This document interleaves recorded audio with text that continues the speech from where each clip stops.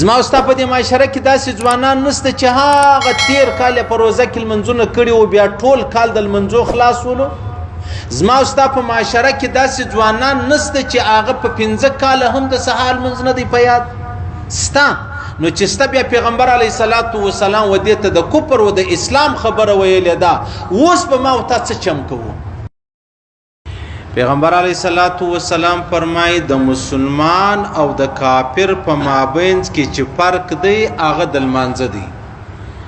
چې څوک لمونځ کوي هغه ته به مسلمان وایو،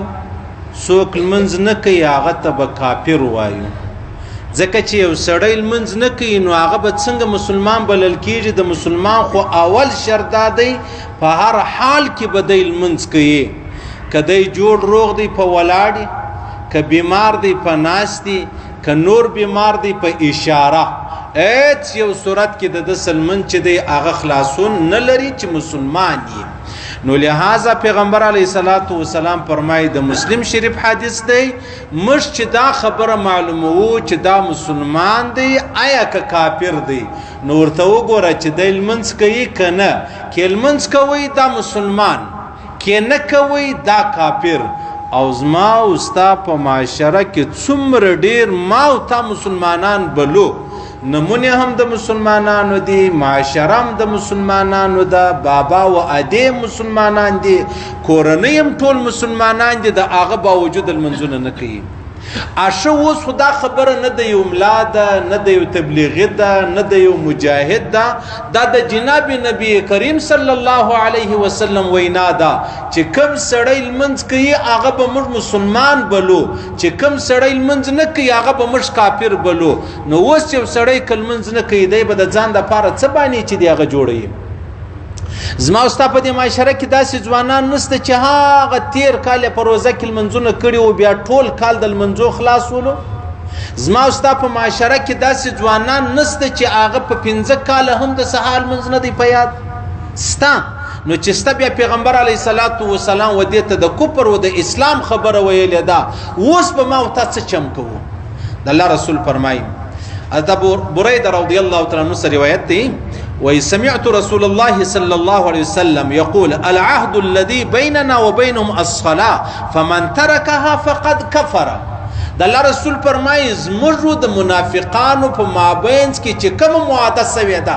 هغه دا ده چې څه کوي؟ لمونځ به یې. اوس کوم سړی لمونځ کوي سید مسلمان دی، او کم سړی فمن ترکها فقد کفر، چا چې لمونځ پرېښوی هغه کفر چې دی هغه وکړي. هرشه په موږ کې داسې څوک شته چې لمونځ نه دی جن پاته سوی، داسې څوک شته چې هغه د لمونځونه نه کوي. اوس علما فرمایي و یاره دغه چې سړی په لمانځه کافر کېږي هغه دا خبره دی کوي چې سړی د لمانځه انکار وکړي بیا کافر کېږي. که د لمانځه انکار سړی وکړي د الله رسول فرمایي فقد کفر فقد کفر کفر، یعنی سړی په دې کافر کېږي، دا کفر دی، کفر ته رسېږي. دا په څه وخت کې سړی لمونځ پرېږدي؟ هغه علما فرمایي وایي موږ به د دې خبرې تعویل دا وکړو چې کوم سړی د لمانځه انکار وکړي بیا دا سړی کافر بلل کېږي. هرڅه چې اوس ډېر داسې انسانان سته لمونځ نه کوي. ولې نه کوي؟ د لمانځه منکر دی، هغه وایي یاره ورسه لمونځونه خو هغه خلک کوي چې په اول صف کې ولاړ دي د باندې راوځي دروغ دی وایي، بدکاری دی کوي، ظلمونه دی کوي، دو نمبرۍ دی کوي. اوس دی راولاړ سو د دا لمانځه منکر سولو.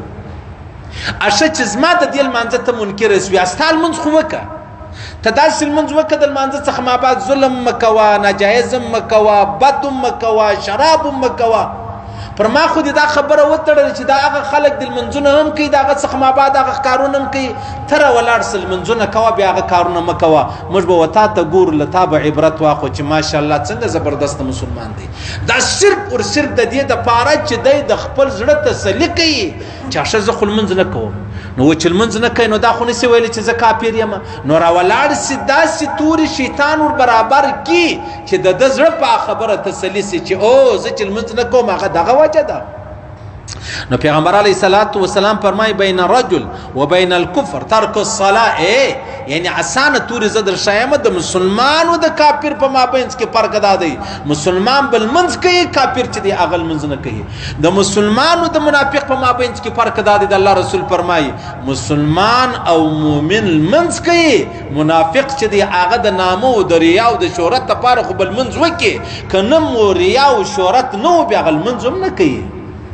صحیح سلو زما او ستا په معاشره کې دا کسان سته که نسته یعنی زما او ستا په دې معاشره کې داسې سته چې په دې محله کې هندوان هم اوسېږي سیکان هم اوسېږي مسلمانان هم اوسېږي لکه چې موږ یو هندو سیک په دې مسجد کې په سب کې لیدلی نه دی لمونځ نه کوي او نیکی نو کافران دي نو دا هغه رقم په مسلمانانو کې مې هم په کلو لیدلی دي چې هغه مسجد لره نه دي راغلي لمونځونه نه دي کړي بیا بعضې خلک وایي یاره زه خو په پلاني مسجد کې کوم پر دواړو سترګو په هر مسجد کې چې لمونځ وکړې خو ستا شپه د لې ده پر کور ده د اتوار ورځ د چټۍ ده اشه د چټۍ په ورځ ته چیرې لمونځ کوې د سهار لمونځ ته چیرې کوې ته خو مازدیګر و ماښام راسې د ماخستن لمونځ ته چیرې کوې شیطان داسې لاره ورته اسانه کړې ده چې د قیامت په ورځ به دی او د هغه شیطان به په جهنم کې یو ځای په عذاب وي نو د الله رسول فرمایي وای کم سړی العهد الذي بيننا وبينهم الصلاه زموږ د منافقانو په مابینځ کې دا خبره چې د هغه ستا چې کم څوک لمونځ کوي هغه مسلمان چې نه کوي هغه منافق دی هغه کافر دی او عجبه خبره دا ده حضرت عمر فاروق رضی الله تعالی عنہ عبد الله ابن مسعود رضی الله تعالی عنہ عبد الله ابن عباس په مذهب باندې بغیر د عذر چې سړی لمونځ پرېږدي هغه کافر کېږي په دې خبره بغیر د عذر یو سړی لمونځ پرېږدي هغه په دې خبره کافر کېږي حضرت شیخ صاحب رحمه الله فرمایي حضرت عمر فاروق رضی الله تعالی عنہ یو ورځ د مازدیګر جمعات قضا شو د مازدیګر جمعات قضا شو راولاړ سو د دې قضا د دې تاوان د دې نقصان په بدله کې د 2 لک روپۍ باغ درلود هغه د الله په لار کې صدقه کوي خیرات کوي چې یا الله ماته معافي وکړه زما یو لمونځ بغیر د جمعات سو د 2 لک باغ د هغه زمانه موږ خو د 2 روپۍ د پاره فرض جمعات چې دی هغه پرېږدو د 2 روپۍ د پاره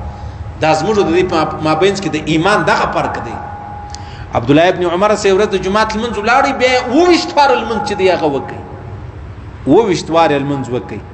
عشان لمونځ نو 22 وار اوس په سړی وای چې عشان 22 وار نو ولې کوي نو خو یو وار دی فرض ادا سو دا یې ځان جرمانه کې په دې خبره چې لما جمعات لل دی یو لمونځ په 22 باندې دی نو لہذا باید چې ما کړی هغه اول لمونځ د لپاره فرض سو هغه نور ټول نه پل سلو صحیح سلو دا خو ډېر تمیم داری رضی الله تعالی عنہ یو وخت تهجد منځنی ولاړی تهجد منځنی قضا سلو بیا ټول کال و نفس ته دا سزا ورکا چې بل ما پرې نوځي ماخستان چې جمعات به وکي په مانځه او تلاوت او ذکر الله درساره یو کال و خپل نفس ته دغه سزا ورکړه چې تا لما یو تهجد چې دی هغه قضا کوي لما پرې شوی په ما پرې شوی نن به زه تا ته دا سزا درکوم د هغو خلکو د کافر او د نفس او د شیطان سره جنگولو زما او ستا جنگ چې دی د ورور سره دی د پلار سره دی د اکا سره دی د زوی سره دی د تربر سره دی د عزیز سره دی د همسایه سره دی د هغو خلکو جنگونه په اصل کې د خپل اصل دشمن سره وو چې کافر دی شیطان دی او نفس دی ما او تا په اصل کې چې جنگونه کوو هغه د خپل دوستانو قریبانو عزیزانو سره کوو ځکه د هغو خلکو مبارک الله رب العزت فرمایي زجن راضی هم دی د لما راضی صحیح سلو هغه وجه دا ده چې د هغو کم الله فرمایلو پر هغه لار روانو مشته چې کم شیطانو نفس ویل دي پر هغه لار باندې روانو نو لہذا د الله رسول فرمایي زمر او د کافر په مابینځ کې د مسلمان او د کافر په مابینځ کې فرق څه دی فرق دا دی چې کافر لمونځ نه کوي مسلمان لمونځ کوي حتی په صحابو کې دا خبره مطلب مشهوره وا یو سړی به منافق دی منافق سړی به لمونځ نه قضا کوي منافق سړی به هم لمونځ دی هغه نه قضا کوي حالانکه منافق به د پزړه په کافر خو بیا هم د لمونځ دونه غټه مسله ورته معلومه ده یا د ریا یا د نامه یا د شهرت لپاره حضرت ابو ذر غفاری رضی الله تعالی عنہ ابو نعیم اصفهانی فرمایي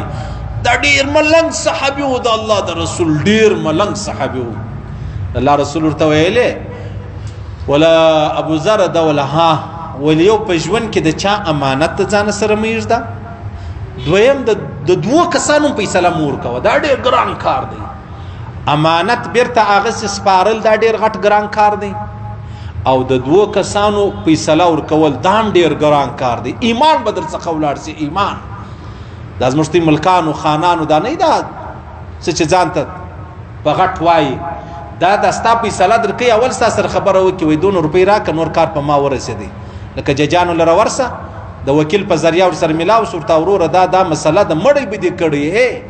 زنانه به دې کونډه کړې، کوچني ماشومان به دې یتیمان کړي. دغه جج بیا راولاړېږي، بیا ستا په حق کې فیصله کوي چې یا دا دی نه ولو. دا زموږ ملکانو خانانو ته یو موټر ورکوي، یو ښایسته آیفون ورکوي، ورکه 100 روپۍ ورکه چې هر رقم فیصله یې دی درکوي. غریب سړی دی، بېوسه بېچاره سړی دی، وروره د قوم سردار دی، خان دی، هېڅوک مطلب شور نسي جینې خوړلی، بس 100 روپۍ ورکه. ام به سړی در وژلی، ام به د څه شوه کې فیصله ستا په ناکي کې در وکړي چې او دا ناجایزه پتی کې وله. د ابوذر غفاري ته د الله رسول وفرمایي د دوه کسانو فیصله مه کوه. حضرت ابوذر غفاري فرمایي زه نه وم مسلمان سوی، ما ایمان نه راوړی، ما اسلام نه راوړی، ما کلمه نه ویلې. د هغه څه 4 کاله مخکې مالمنځ شروع کړی، مالمنځ نه قضا کوئ. چا پوښتنه ځینې وکړه نو تا کومه خواته لمونځ کوئ؟ ولا هره خواته مالمنځ کوئ، هره خواته الله رب العزت سته. صحیح سلو د اسلام څخه 4 کاله مخکې د لمونځ شروع کړی وو، ما تا په اسلام کې په 4 کاله باندې لمونځ نه دی کړی.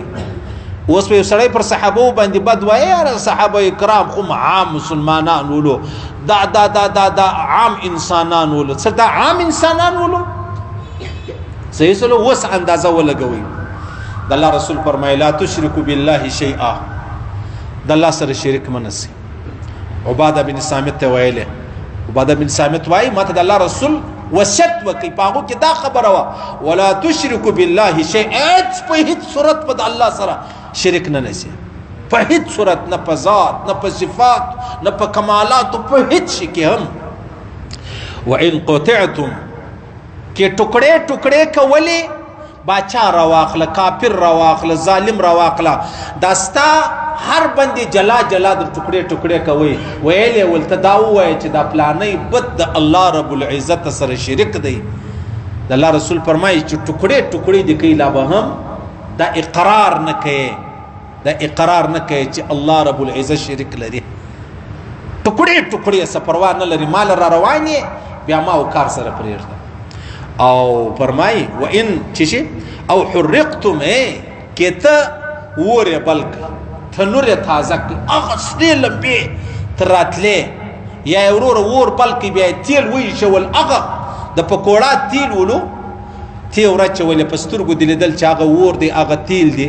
اوس ما ورچي دی ماته وایي چې د الله سره شریک څوک جوړ کا، دا وایي چې عیسی علیه السلام هم خدای و العیاذ بالله، دا وایي چې دغه جبرئیل امین علیه السلام هم خدای ولو، دا وایي چې بی مریم چې د هغه هم خدای ولا، یا د خدای سره مطلب هغه دریم چې کم بلل کېږي. دا وایا کدا خبر لرا ورسېدلې کنه مشتا په ور کې چې و پروا نه لري، ځان وسوځه، ځان په ګوړه کا، ځان سکاره توري ایریسا، خو الله د الله رسول ته فرمایله د الله سره به شریک نه نسی. صحیح سلو. او بیا فرمای او صلبتم کې چیرې داسې وروره د پانسی ترتیب برابر کړی دی، رسیم تیار ده، لاندې څا هم دی، بس ټوله د غاړه ته شورا چول کېږي، رسۍ چا کومه زنده مندې د هغه هم برابره کړې ده. اوس تا ته ووایه چې عیسی علیه السلام په درو خدایانو کې یو خدای دی، یا بیبي مریم راواخله، یا جبرئیل امین علیه السلام راواخله، ووایه. د الله رسول فرمایي دا رقم پانسی ته وتړلې، پانسی ته ودرولې، لا هم پانسی قبول لکه، ور قبول کا، ټوکړې ټوکړې قبول کا، د الله د ذات د الله په صفاتو کې به څوک نور سره شریک کوي. صحیح سلو.